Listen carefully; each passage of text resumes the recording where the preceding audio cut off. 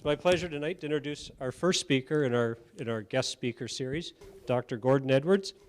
He graduated from the University of Toronto in 1961 with a gold medal in mathematics and physics and a Woodrow Wilson Fellowship. In 1972, he obtained a PhD in mathematics from Queen's University. From 1970 to 74, he was the editor of Survival magazine, and in 1975, he co-founded the Canadian Coalition for Nuclear Responsibility and has been its president since 1978. Edwards has worked widely as a consultant on nuclear issues and is qualified as a nuclear expert by courts in Canada and elsewhere. Dr. Edwards has written articles and reports on radiation standards, radioactive wastes, uranium mining, nuclear proliferation, the economics of nuclear power, non-nuclear energy strategies. He has been featured on radio and television programs, including David Suzuki, The Nature of Things, Pierre Burton's The Great Debate, and many others. He has worked as a consultant for governmental bodies such as the Auditor General of Canada, the Select Committee on Ontario Hydro Affairs, and the Ontario Royal Commission on Electric Power Planning. In 2006, Dr. Edwards received the Nuclear Free Future Award. He is a retired teacher of mathematics at Vanier College in Montreal. If I could bring up Dr. Edwards. I'll just make sure your technology. Can you launch it for me? Well, hello everybody. Thank you so much, and I wish to thank especially the Citizens Liaison Committee. Congratulations for embarking upon this educational process. I think it's very important. It's a big question, as you know. It's a question which has puzzled people around the world, on this continent and other continents, and it's not a simple one. It has no simple answers. It's not a question of yes, no. It's a question of what is best. What is best for this community? What is best for the country as a whole? What is best for the planet, really? So thank you all for turning out tonight as well.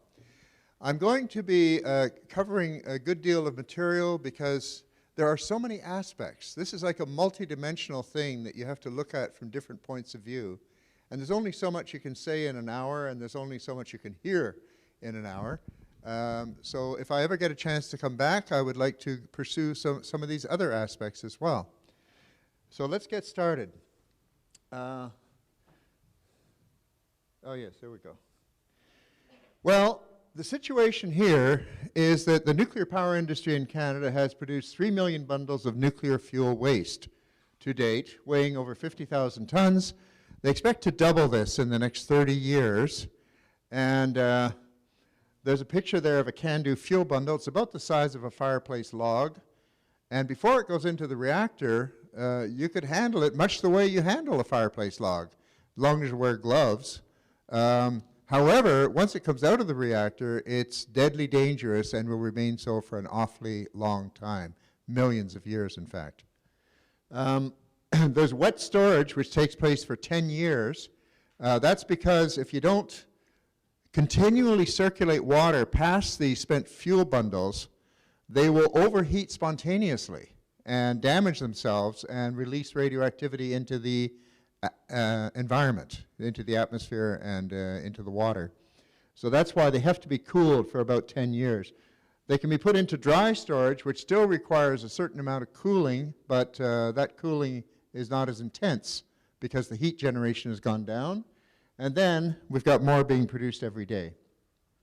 So let's begin with the word nuclear. What is nuclear? Why do we use this word? Basically, a simple answer is nuclear energy is energy that comes from the nucleus being the core of an atom. Every atom has a tiny core called the nucleus, very massive, and it's surrounded by one or more orbiting electrons. These electrons are negatively charged, and the nucleus itself is positively charged. Now, chemical energy involves only the outer electrons. So every chemical reaction you've ever seen portrayed on television, big explosions, tanks firing things, or cooking in the kitchen, all the changes that take place, all the industrial changes that take place in chemical plants, all of it involves only the electrons. It doesn't involve the nucleus. Nuclear energy is energy that comes directly from the nucleus. And it is typically millions of times more powerful than any chemical energy. And that's why it's rather difficult sometimes to grasp the scale of nuclear energy, because things which are extremely tiny can be giving off an incredible amount of energy. There are two types of nuclear energy in particular to discriminate between, and the first one is called nuclear fission, and that's the splitting of uranium atoms, for example. That's what really gives the juice in a CANDU nuclear reactor. That's what really produces the bulk of the heat that's used to produce steam to generate electricity. But there's another form of nuclear energy, radiation, radioactivity specifically. Now, it's very important to understand that these are different things. Nuclear fission is a process which can be controlled. It can be speeded up, it can be slowed down, it can be stopped, it can be started. Radioactivity cannot be controlled that way. Nobody knows how to speed it up, how to slow it down, how to stop it. You can't shut it off. And that's why we have a nuclear waste problem, because this radioactivity, enormous amounts of radioactivity, cannot be shut off. And there's the problem in a nutshell. Nobody knows what to do about it. Although some people think they have an answer, we're not sure if that answer is correct or not. Here's a model of the uranium atom. Canada is one of the world's largest exporters and producers of uranium. In fact, we produced some of the uranium for the first atomic bombs that ended World War II. Uranium is very special. It's the key element behind all nuclear fission technology. So you can't have nuclear fission technology without having uranium lurking in the background or in the foreground.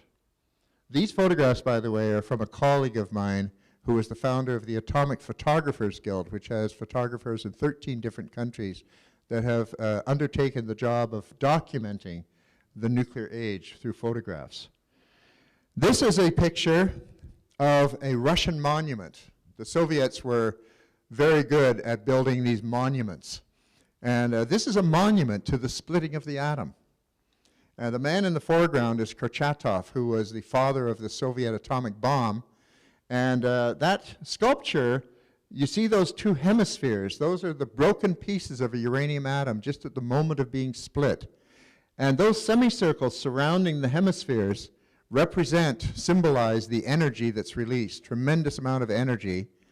The important thing to notice here is those two pieces of the uranium atom are new nuclei. They're the nucleus of new atoms, and they're called the fission products. And there are hundreds of different fission products which are created by chopping up those uranium atoms. So when you hear words like cesium-137 and iodine-131 and krypton-85, if you heard these kind of words, you might wonder, what the heck are they? Well, actually, they're all broken pieces of uranium atoms in most cases. There are a few other types of radioactive materials which are not created in this way, but in a different way. This is an ad from the Canadian Nuclear Association. It's called Small Wonder. And the reason the word small wonder is used is because the gentleman who's holding up a fuel pellet, a typical uranium fuel pellet, probably a fake, he's saying, isn't it amazing that this little fuel pellet would give as much energy as a ton of coal? And that, in fact, is the real attraction of nuclear energy. The energy is so concentrated. And of course, another attraction of nuclear energy is the fact that it doesn't produce the CO2, the combustion that you get when you burn fossil fuels. So it has certainly advantages, and that's why people have invested in nuclear power and developed nuclear power. But what the ad doesn't say is that those fuel bundles which are in front of him there, just one of those fuel bundles would be able to kill him in 20 seconds if instead of being a fresh fuel bundle, it was a used fuel bundle. The amazing thing is that when the fuel bundle goes into the reactor, it's not very radioactive. But when it comes out of the reactor, it would kill any human being in less than 20 seconds. I don't mean that they would drop down dead in 20 seconds. It would take them a few days to die, but it would give them a lethal dose of radiation. And in fact, those fuel bundles, when they come out of the reactor, will never be handled by human hands again. They'll be handled robotically. Here's a man standing in front of the face of a CANDU reactor. That's the core. That's called the core of the reactor. It's a horizontal core in the CANDU system. And there's all those fuel channels. And inside those fuel channels, there are those fuel bundles stuck inside. And what happens, the reason he's able to stand there is because this reactor has never operated yet. If this reactor had operated even for a short time, he couldn't stand there because he'd be getting an intolerable dose of radiation. Once those fuel bundles, once the reactor is turned on, the uranium atoms begin to be fissioned, and then the energy is released, steam is generated, electricity is produced, and we also produce nuclear waste. Now, the funny thing is that the electricity is produced for how long? Well, maybe 30 years, maybe 40 years, if you're lucky. But the nuclear waste will be there forever. So actually, you could think of it that what the nuclear reactor really produces is nuclear waste. And what it produces is, as a short little byproduct, is electricity. So it's producing a lot of nuclear waste and a period of electricity at the beginning. When the spent fuel, when the used fuel comes out of the reactor, it's so radioactive that it can't be stored without very active cooling. That's why it has to be put in a deep pool. This is called a spent fuel pool. And they put the fuel down there, the used fuel, and in circulating water for about 10 years. You might say, wow, I mean, is it that hot? Let me explain. It's not so much that it's that hot as that it is generating heat. There's a difference between temperature and heat. You've heard about people, of course, who, unfortunately, children, animals who die in cars that had the windows rolled up. And why is that? It's because the car turns into an oven, because the energy is coming in through the windows and it's not going out. So the temperature goes up. If you add heat, temperature goes up. And that's what these spent fuel bundles do. They add heat. They generate heat. And if that heat is not removed, you have overheating. The temperature will go up and up and up. So when was used nuclear fuel recognized as a problem?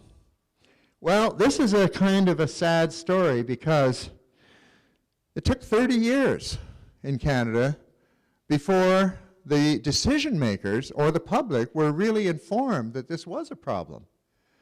In fact, we started producing used fuel, irradiated nuclear fuel, back in 1945. That's when the first nuclear reactor started operating in Canada. And 45, 55, 65, 75, there was never any official acknowledgement that this was a problem.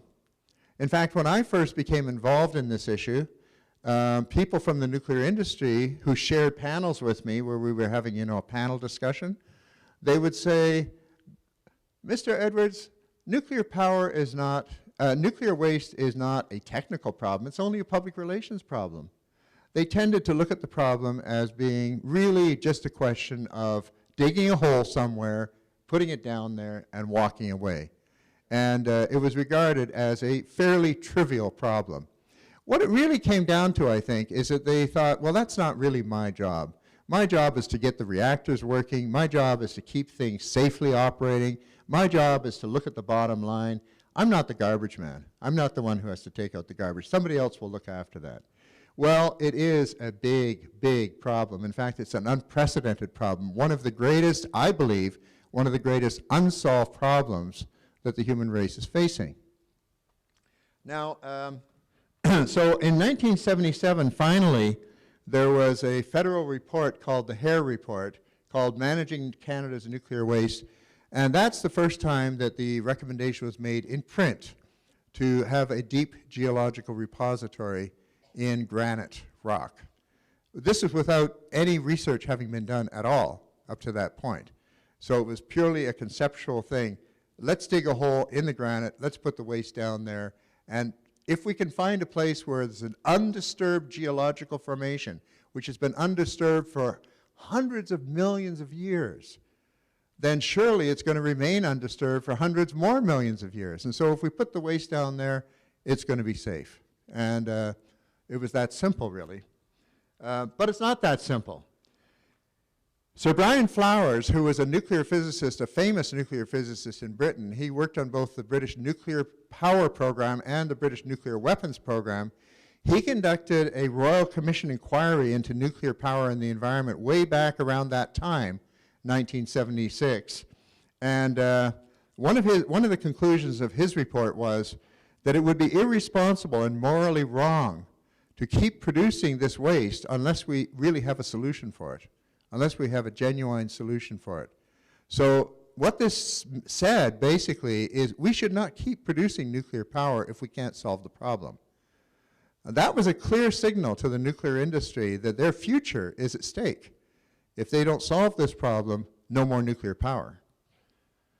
This was repeated in the United States around the same time. In 1977, the growth of nuclear power in the United States is threatened by the problem of how to safely dispose of this waste. A solution to the disposal problem is critical to the continued growth of nuclear energy. So this is important because it means that people in the nuclear industry see this as a threat to their livelihood, their careers, and their favorite technology. And therefore, if you want to continue with nuclear power, you got to make it, got to solve this problem, or at least convince people that it is solved. The Porter Commission, this was the Ontario Royal Commission on Electric Power Planning. In 1978, they said, continuous monitoring of waste disposal research should be undertaken by an independent panel of experts. Now that word independent is important because they recognize that there's a conflict of interest. If you ask the nuclear industry to decide on this, then they have a public relations problem and actually a survival problem. So how can they sort of judge whether or not a given solution is adequate or not, because they're in a conflict of interest. So it's important to have an independent panel. Nuclear power should be reassessed, and a moratorium on additional nuclear stations should be considered if this problem is not well in hand by 1985. The Select Committee on Ontario Hydro Affairs, which is an all-party committee of the Ontario Legislature, they had 15 weeks of hearings on nuclear waste, nuclear reactor safety, and the uranium industry, all three topics. And they published 3 reports, one on each of them. The safety of Ontario's nuclear reactors, the management of Ontario's nuclear waste, and I forget the title of the other one, but it was about the uranium processing. And they said that continuous, excuse me, I've got the wrong quote there. That's the quote from the Royal Commission on Electric, excuse me. But they came up with the similar kind of conclusion. They said that what we need is a group of people who are independent of the industry and the regulator, who can only be interested in representing the public interest. So when we look at the next 25 years after that, we find that $750 million was spent in a 15-year research effort in Manitoba to build an underground research laboratory and study the granite formations. During this process, the Manitoba government passed a law saying that they would never allow the permanent disposal of nuclear waste in the province of Manitoba. And the reason for this was because of repeated questioning from citizens groups. And they did get written assurances that there would be no actual nuclear waste put down into this repository. But they said, well, those papers are not legally binding. We need a legally binding thing. So they needed a law, and that's what they got. They got a law. That law is on the books. In Quebec, they have also taken a very strong stand. The Premier Bourassa, one of the previous premiers of Quebec, declared that he would never allow a permanent storage place for nuclear waste from other jurisdictions in the province of Quebec or on its boundaries. And in fact, just in the last couple of years, the Quebec Legislature, National Assembly, has passed a unanimous resolution to the same effect. So a couple of provinces, and incidentally, it's kind of interesting. The only provinces that are in the running really are Ontario, which makes sense because Ontario is the main producer of nuclear waste. But it's kind of ironic that we have communities in the north of Ontario which have not really got the benefits of nuclear power. The benefits have mostly been in the south. So why is it that they get the benefits and the north gets the waste? Well, of course, there will be benefits in terms of economic activity and so on, which are not to be sneezed at. But nevertheless, there's a certain kind of question lurking there.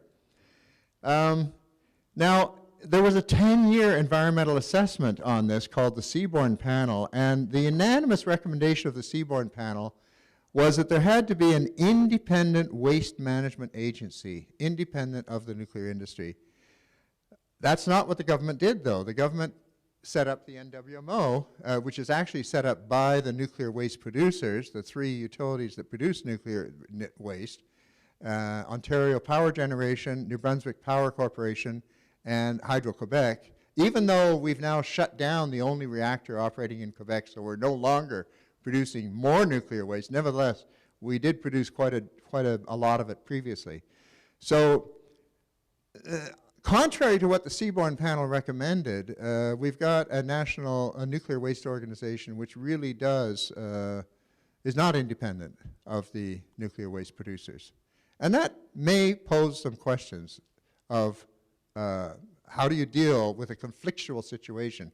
To give you an example, in Asse, Germany, there was an old salt mine, and years ago, back in the 60s, they started thinking that this would be a very good place to put nuclear waste. Not the high-level nuclear waste that we're talking about here, but less radioactive waste. And so they started putting that stuff down into this abandoned salt mine as a deep geological repository for lower-level radioactive waste. Well, it's recently come to light that that mine is leaking and has been leaking for quite a long time. In fact, it was leaking for almost 10 years, radioactivity that is, leaking radioactivity. It was leaking for about 10 years before anybody told the authorities about it.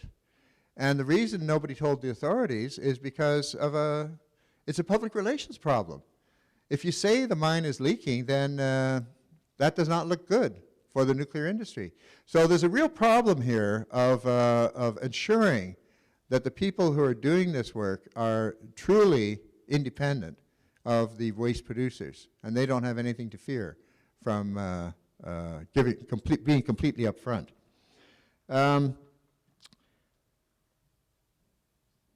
There was also, I'll just mention another example. There was recently an incident that came to light during hearings that were held down in Kincardine that I attended, dealing with another DGR, another proposed DGR, Deep Geological Repository, for not as radioactive waste as these ones that we're talking about here, but less radioactive waste, low and intermediate level waste.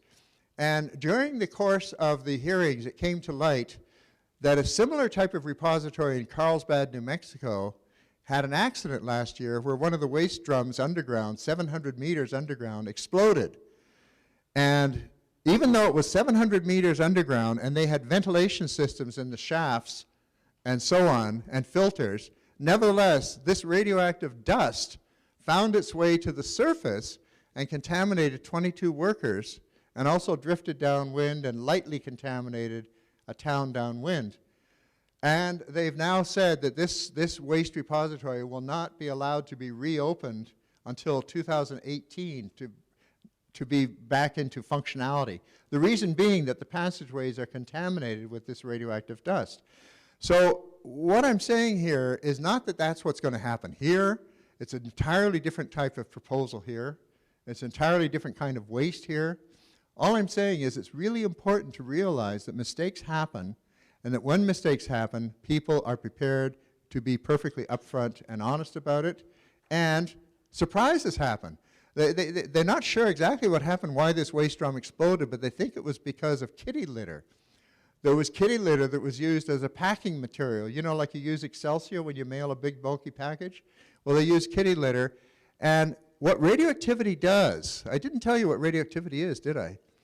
Radioactivity refers to the fact that some atoms have nuclei which are unstable, and so they suddenly and violently disintegrate. Phew! They, like popcorn, pew, chew, chew. And every time one of these disintegrations take place, you get a burst of energy and particles released that can damage the surrounding material and can cause chemical reactions to happen. So nuclear waste is active. It's not inert. It's active. It's radioactive. It's thermally active, meaning it generates heat, and it's chemically active. It promotes chemical reactions. And they believe that the radioactivity caused chemical reactions in the kitty litter, which caused a buildup of gas inside the container and led to the explosion and the release of that dust. We're not sure if that's actually the truth because I haven't recovered that canister yet.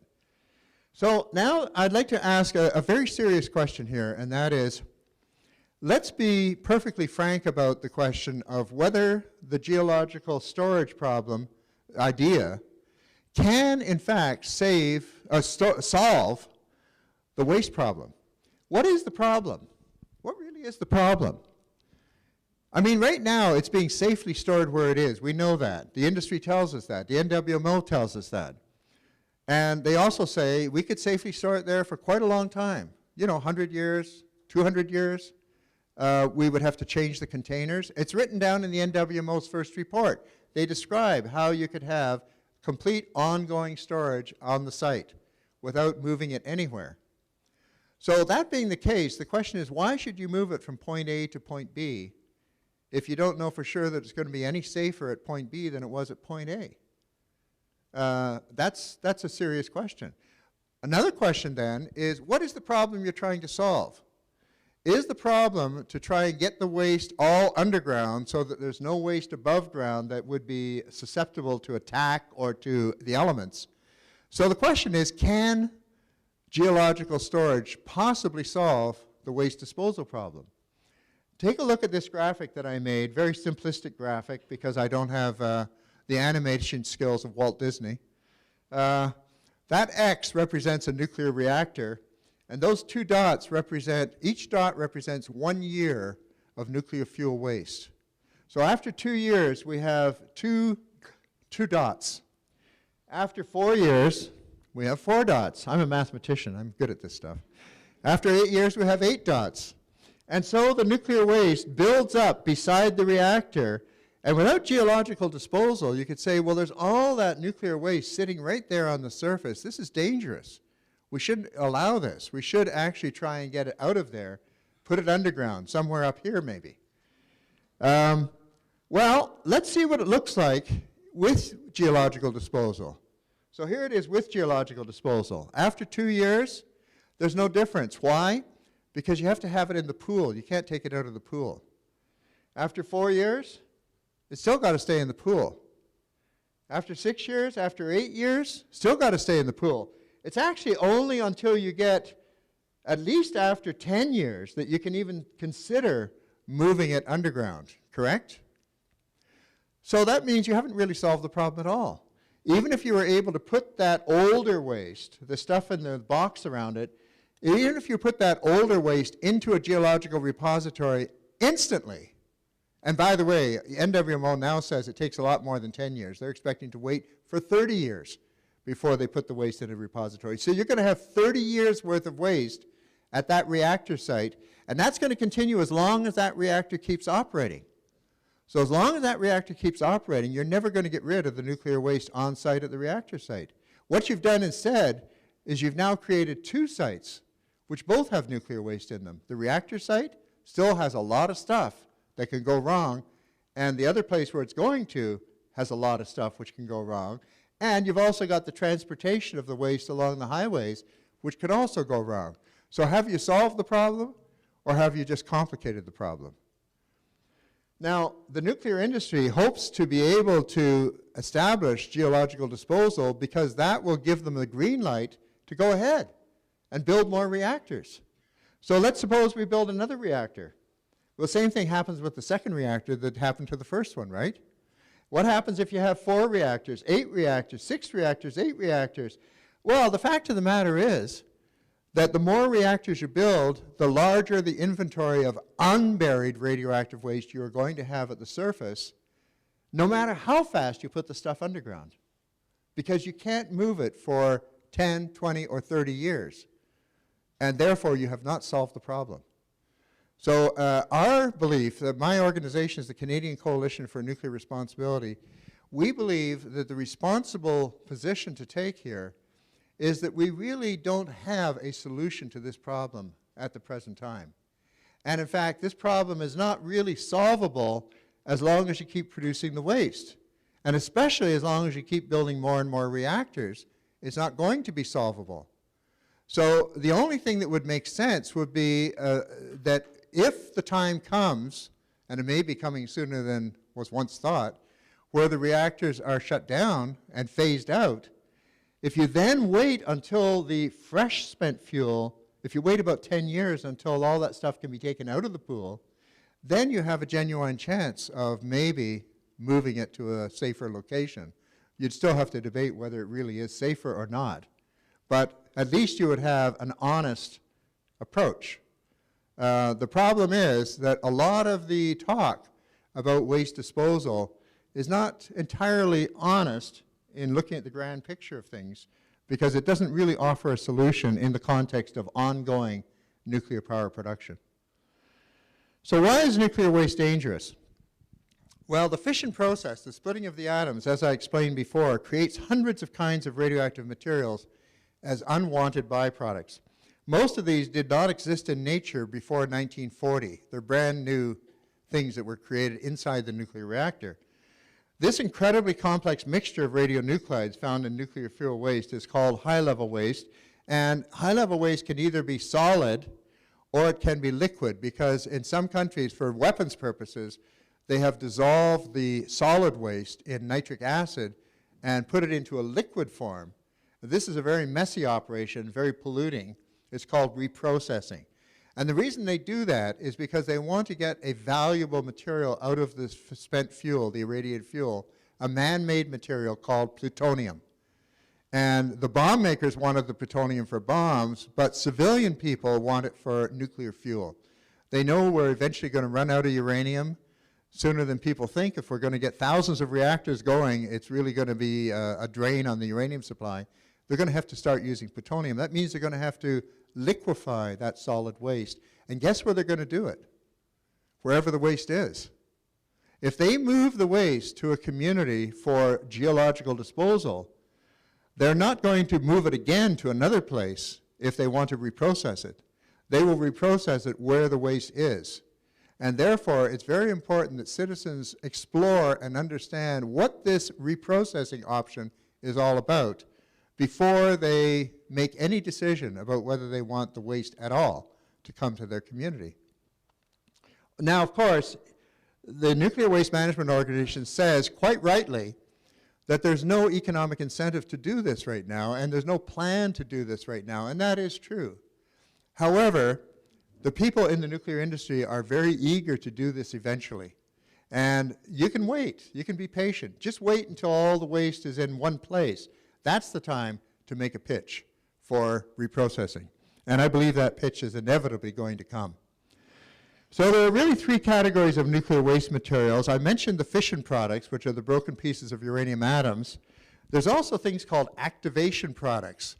These are actually non-radioactive atoms that are struck by a neutron and become radioactive, things that were not previously radioactive, but they have now become radioactive. We say they have been activated.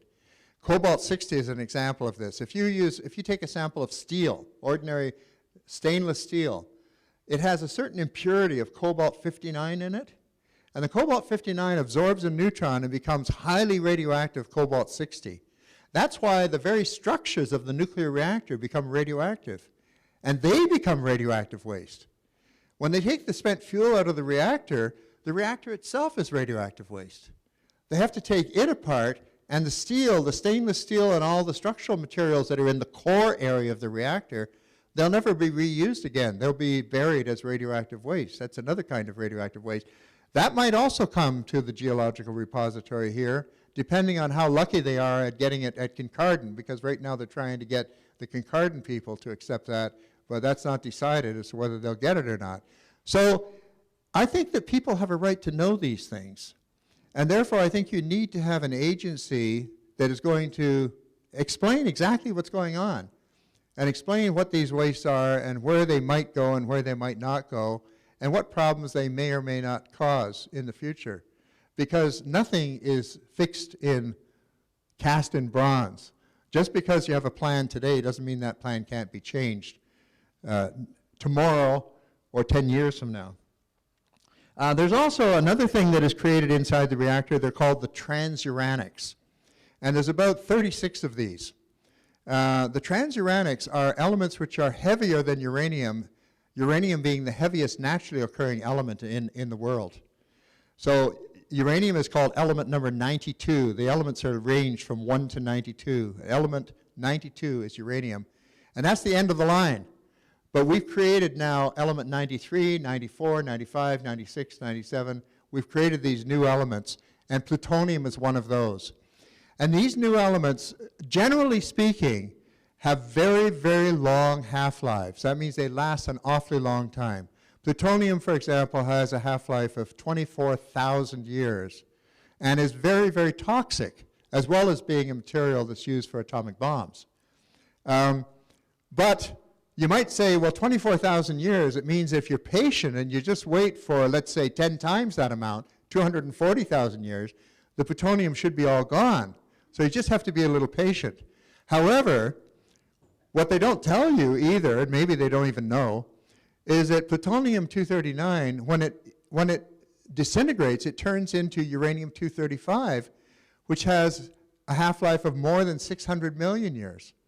So what before had a half-life of 24,000 years turns into a new material which has a half-life of 600 or 700 million years. Well, you can see that this is a complicated problem, yes?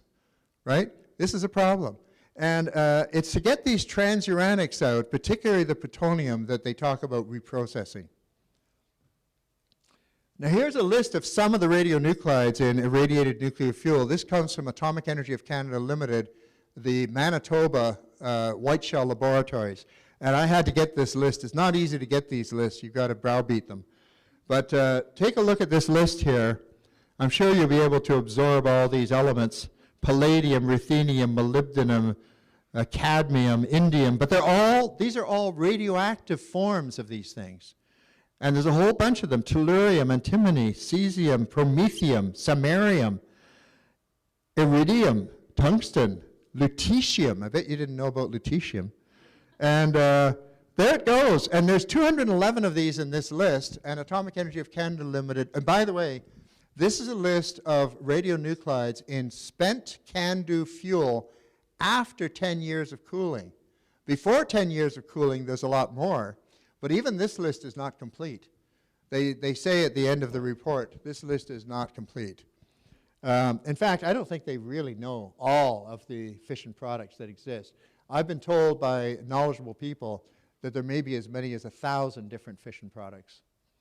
And here's the thing that I want you to think about, because it's important to think about what can go wrong. If this stuff leaks into the environment, it's not just a question of having mercury leaking into the environment. At least you know it's mercury and you know what to look for, right? If this stuff leaks into the environment, you don't even know what to look for, because there's so many different elements, and they all have different chemical properties. They all have different pathways through the environment, and they all have different pathways through the human body. Some of them concentrate in some organs, some of them concentrate in other organs, some of them do not concentrate at all, but they just go right through. They all behave differently.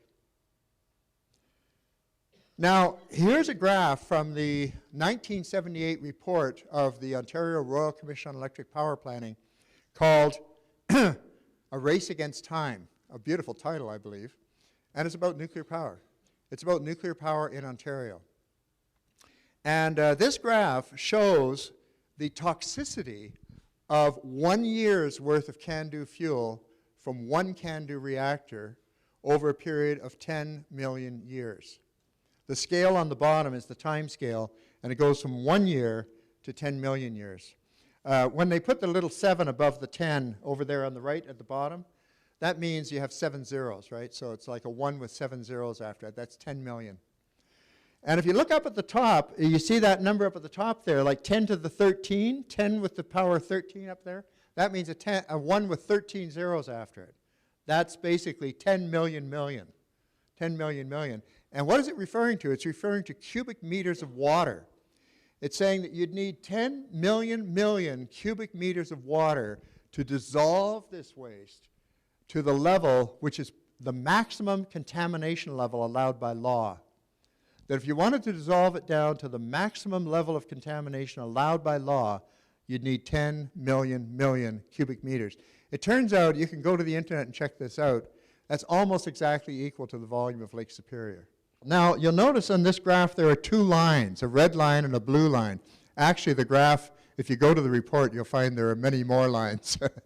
But those two lines, the blue line represents the total toxicity of the high-level waste, and you'll notice that it pretty well follows the red line until about, that's about less than 1,000 years, about 500 years. So up to about the first 500 years, most of the toxicity is from those fission products. After 500 years, the fission products drop way down, and the reason that happens is because so many of them have disintegrated that they're not there anymore, okay? But the blue line takes over, and the blue line is the other things, the activation products, but most particularly the transuranics. So the main reason why the blue line takes over is because of those plutonium and americium and neptunium and curium, these man-made elements which are heavier than uranium and which are extraordinarily toxic in very small quantities. Now you'll notice that the blue line dips down until about 100,000 years after coming out of the reactor, and then it goes back up a little bit again. That sounds strange, eh? How come it gets more toxic after a while? Well, the reason is because, like I told you, these wastes are active. They are constantly changing. They're constantly disintegrating. And when a radioactive atom disintegrates, it literally changes into a new substance. How long does nuclear waste generate heat? Well, here is a picture of the 4 nuclear reactors at Fukushima Daiichi on the coast of Japan. It was almost 4 years ago. So, yeah, almost 4 years ago. About 3.5 years ago now. It's going to be 4 years in March. Well, these reactors, you know, there was a giant earthquake and there was a tsunami and terrible, terrible devastation. Thousands of people, tens of thousands of people killed by the natural forces. But the nuclear power plants survived this pretty well. Even after the earthquake and after the tsunami, they were relatively undamaged. It was only a few days later that they started exploding.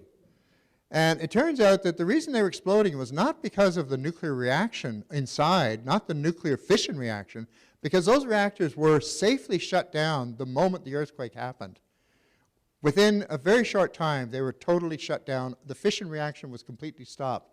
But you can't shut off radioactivity. And it was the radioactivity that they could no longer cool because the tsunami had wiped out the electrical systems, and so the heat from the disintegrating atoms raised the temperature to 7,000 degrees Fahrenheit, and the cores of 3 of those reactors melted right down to the bottom of the reactor, and some of them maybe melted right through into the ground below. That's an amazing amount of damage caused by what? Nuclear fuel waste. Now, of course, nuclear fuel waste, which is older, is not going to be able to do this. But it just shows you and reminds you once again how extraordinarily powerful radioactivity can be. This is radioactivity that did this. And those explosions were caused by chemical reactions caused by the radioactivity and the heat. The heat and the radioactivity combined created a lot of hydrogen gas, and that is what led to those gigantic explosions. Look at that damage. What's difficult to remind yourself is that that damage is self-inflicted damage. That's the damage that the reactor has done to itself because of the nuclear fuel waste inside that wasn't properly cooled. So if you don't look after nuclear waste, it becomes a problem. Now, even years afterwards, they still have groundwater flowing under these plants and washing contaminated water into the ocean at the rate of about 300 tons a day, and they're trying to build a gigantic ice wall, a subterranean ice wall around the reactors to divert the groundwater to stop the flushing of the radioactive material into the sea. But there's something else going on. At the same time that this is happening, they are also deliberately pumping water down into the melted cores of those reactors and back up again in order to cool the fuel. Because the fuel has to be cooled for how long? Longer than 3.5 years. So they still have to pump 400 tons a day of water down into those melted cores to prevent them from overheating again. and releasing more radioactivity into the environment. That was me. But these are the tanks that they build, and they've built over 1,000 of them. They've built about 1,500 tanks, and they're building new tanks every day to accommodate this highly contaminated water, which is much too contaminated to release into the environment. But they're trying to get a certain leeway to cut some corners and be allowed to dump some of this water back into the ocean. They have a system of trying to decontaminate the water, but what is in the water? What is in the water are the fission products that were flushed out of the fuel, you see, and only a small fraction of them. But they now have a system which is capable of filtering out or eliminating 62 different varieties of radionuclides. But the equipment breaks down frequently, it's not very reliable, and they're trying to build more such equipment. Meanwhile, the water keeps accumulating. They have about 200, I believe it's 180,000 tons of highly contaminated water to deal with. And that water is so contaminated that even a puddle on the ground, you could get, if you stood, there was a certain puddle they had on the ground, this was reported in the news, if you stood 1 meter away from that puddle for 1 hour, you would get the same dose as an atomic worker's maximum exposure for 5 years. So it just shows you again, you know, how incredibly dangerous this can become. So what is reprocessing, and is it likely to happen? I mentioned about reprocessing. I believe it is likely to happen because the nuclear industry wants to survive. And if the nuclear industry wants to survive enough, they're going to have to want to use the plutonium, sooner or later. They're in no rush to do it, but every country that has a large investment in nuclear power outside of North America, Russia, England, France, India, Japan, all the countries that have invested heavily in nuclear power, they all have reprocessing plants. And they reprocess their spent fuels to get the plutonium out for civilian purposes as well as maybe for military purposes. And if you look in the internet, you'll find that the sites where these reprocessing plants are, Sellafield, Hanford, West Valley, USA, Mayak in Russia, and other ones in France. We have the La Hague. These are among the most radioactively contaminated sites on Earth. So it's very difficult to take this solid spent fuel and dissolve it in acid without causing a lot of contamination. And so it's a nasty business. Now, this is a mural. They have a mural on the wall of the Saskatoon airport that was commissioned by Chemical Corporation, which is Canada's giant multinational uranium company, which also used to own part of Bruce Power, but I guess they're out of that now, I think, aren't they? I think they're out of Bruce Power, aren't they? Chemical? Do you guys know? NWMO? Anyway. And what the mural says, the last panel, it's about the nuclear fuel cycle. How many people here have ever heard the phrase nuclear fuel cycle? Okay, a few. Well, the funny thing about a nuclear fuel cycle is that it suggests that it goes around. But if you look at it, it's not a cycle unless you do reprocessing. The only way you can make it into a cycle is by reprocessing and recycling the plutonium. So, and what they say on this mural in the Saskatoon airport is reprocessing and storage are the final stages of the nuclear fuel cycle. So there it is. You just have to read the writing on the wall. And here it is. This is the mural. This is an amazing mural. It's just devoted to the nuclear industry all over the walls behind where people sit. And it shows the whole nuclear fuel chain from the mining of uranium all the way through to the final step, reprocessing and waste disposal. Jeremy Whitlock, who is a nuclear scientist at Atomic Energy of Canada Limited, Chalk River, on August 3rd, 2005, wrote, "What's even more exciting is the prospect of recycling used nuclear fuel to extract some of the 99% remaining energy potential that it retains after leaving the reactor. The potential for future societies to elect to pursue this route has been entrenched in the proposed program of Canada's Nuclear Waste Management Organization." And indeed it has. Now, the NWMO people have been told that this is not on the agenda, but of course, they're not the ones making the big decisions. They're doing their job, and they're told what their job is. But you can be sure, once this fuel gets moved to a centralized location, there's going to be a big push. Now, the reason I know this so well is because in 1977, I was one of the people testifying at the Royal Commission on Electric Power Planning in Toronto, the one that had that report, A Race Against Time. And I cross-examined nuclear experts at that occasion, on that occasion. And some of these nuclear experts said that they had no plans to reprocess used fuel, nuclear fuel. I was able to find, somebody sent it to me in a brown envelope, I was able to find that that was in the year 2000 and, excuse me, that was in the year 1987, 1977. Woo, senior moment here.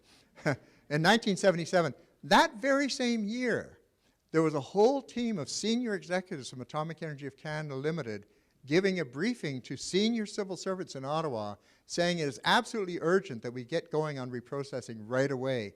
It's absolutely urgent. We're way behind. We've got to catch up with the other countries. We need funding immediately so as to begin to bring this project online. So they were saying two different things in two different venues. And this is why I have firsthand knowledge of the fact that what you hear is not always what you get. And in fact, the Porter Commission was so interested in this discrepancy and the fact that the industry would undertake such a shameful approach that they looked into it further, and I was allowed to cross-examine witnesses more on the reprocessing option. And they came up with one of their major recommendations was that they said, we, the committee, the commission, we are opposed to the centralization of irradiated nuclear fuel because we think that such centralization would presuppose reprocessing.